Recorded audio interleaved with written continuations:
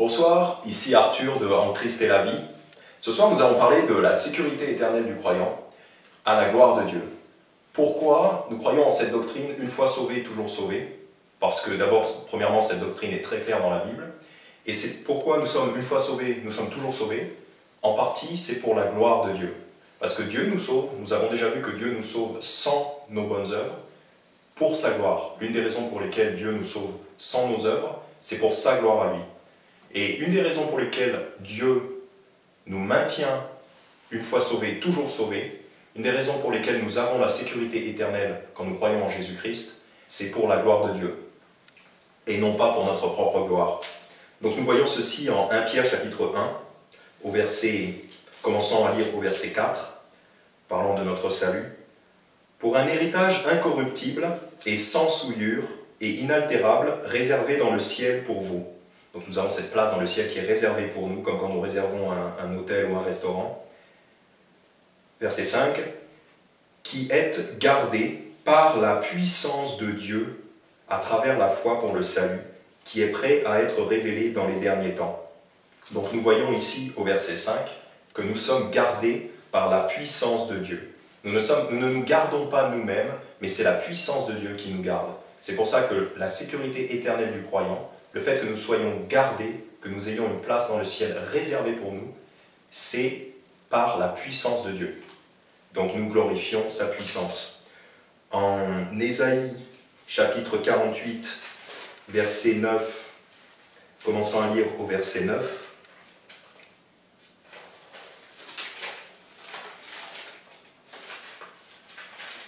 La Bible dit « Pour l'amour de mon nom, je diffère ma colère. Pour l'amour de ma gloire, je me contiens envers toi et je ne te détruis pas. » Donc là, bien sûr, c'est l'Éternel qui parle.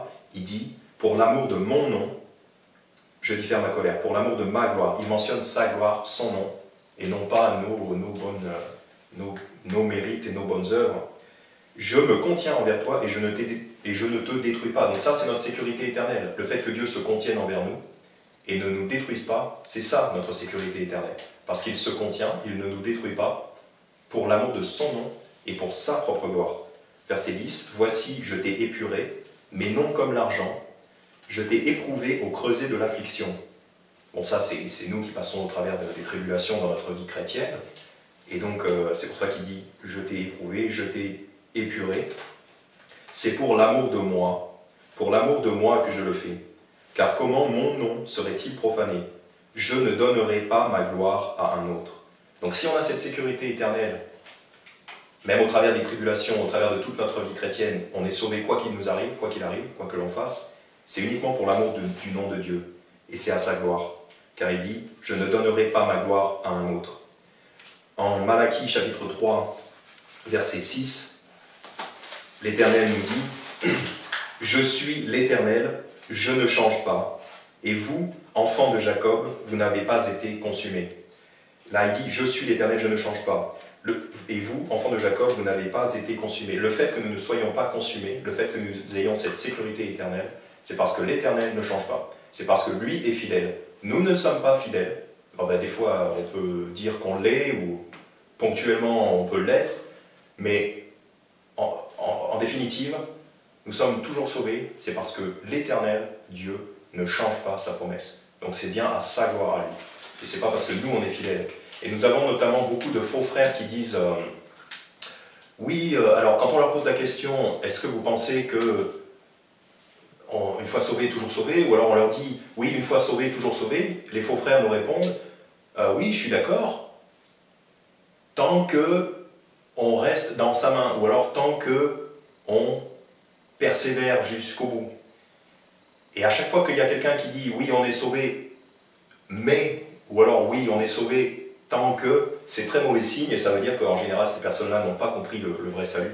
Parce que quand on est sauvé, il n'y a pas de mais qui vient après ça. Il n'y a aucun mais qui vient après le salut. On est sauvé, point barre. Et les faux frères donc disent souvent, quand on leur dit oui, on est sauvé, une fois sauvé, toujours sauvé, souvent les faux frères nous disent oui, on est sauvé, une fois sauvé, toujours sauvé, tant qu'on reste dans sa main. Et ça, c'est parce qu'ils veulent compter sur eux-mêmes pour rester dans la main du Seigneur. Mais c'est pas possible. C'est le Seigneur qui nous garde par sa puissance. C'est le Seigneur qui nous maintient dans sa main. Pourquoi? Parce que le salut, c'est uniquement par la gloire de Dieu. Ce n'est pas nous qui nous maintenons, c'est lui qui nous maintient. Et il nous fait bien comprendre ceci en Jean chapitre 10, verset très célèbre à propos des brebis. « Mes brebis entendent ma voix et je les connais et elles me suivent. Et je leur donne la vie éternelle et elles ne périront jamais et nul ne les ravira de ma main. » Donc là, il nous dit, je leur donne la vie éternelle, mes brebis ont la vie éternelle, parce que je les garde dans ma main, nul ne les ravira de ma main, donc c'est lui qui nous tient. Et c'est rigolo qu'il nous compare à des brebis. Et ça, c'est pas pour nous exalter nous, parce que les brebis, c'est pas un hasard qu'il nous compare à des brebis, parce que les brebis ne sont pas des animaux très glorieux. Une brebis n'a pas beaucoup de force, n'a pas beaucoup d'intelligence d'ailleurs, donc elle peut facilement s'en aller et se perdre. Donc, si on est gardé en tant que brebis, c'est pas parce qu'on est des brebis intelligentes et compétentes, c'est parce que le berger est compétent. Et donc quand on s'en va, hop, il nous rattrape dans sa main. Enfin, ou alors il nous lâche jamais, quoi, plutôt. Il nous lâche jamais. Et c'est pas à cause de la brebis, c'est pas la brebis. Pour tous ceux qui ont gardé des brebis dans leur vie, ils savent bien que c'est pas l'intelligence de la brebis qui fait qu'on arrive à la garder. C'est plutôt les compétences du berger. Et bien là, c'est pareil. C'est la compétence de notre berger céleste qui nous garde. Pour finir, on va juste citer ce verset de Jean 11, quand Jésus dit, Jésus dit à Marthe, « Je suis la résurrection et la vie. Celui qui croit en moi vivra quand même il serait mort, et quiconque vit et croit en moi ne mourra jamais. » Crois-tu cela? Donc surtout, Jésus dit, « Je suis ». Et ça, ce « je suis », c'est divin. C'est lui, en définitive, qui peut dire « je suis ». Je suis la résurrection et la vie. Pas nous, pas nos bonnes œuvres, pas notre propre compétence, mais c'est lui qui est la résurrection et la vie et la sécurité éternelle. Voilà, j'espère que ça a été une bénédiction. Au nom de Jésus, Amen.